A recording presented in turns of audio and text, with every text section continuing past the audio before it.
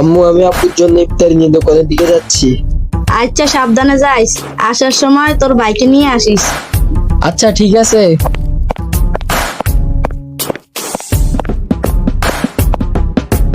আব্বু দেখো ভাই আসতেছে। আব্বু, আম্মু বাসা থেকে ইফতার পাঠাইছে, ধরো ইফতার নাও। ইশাদ, তোকে আম্মু আমার সাথে বাসা যেতে বলছে। চলো। দাঁড়া দাঁড়া, কিছু টাকা নিয়ে যা, যাইতে কিছু কিনে নিস।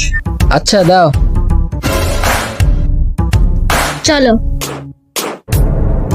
যেমনি হোক এই টাকা থেকে আমাকে কিছু মেরে দিতে হবে। নিশ্চিত ভাইয়া টাকা মারা ধান্দা করতেছে, আমাকে কিছু করতে হবে। ভাইয়া আপু তোমার কত টাকা দিছে? 20 টাকা। কেন? তুমি টাকা দিয়ে কি করবে? আমাকে দিয়ে দিলে তো পারো।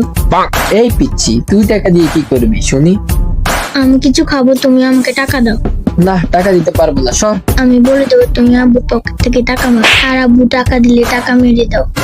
থাক থাক থাক, তোকে আর বলতে হবে না, এই নে টাকা, আর আমাকে কিছু টাকা দিস তাহলে হবে। তুমি টাকা দিয়ে কি করবে? ভাগো এখান থেকে। ইশাদের বাচ্চা।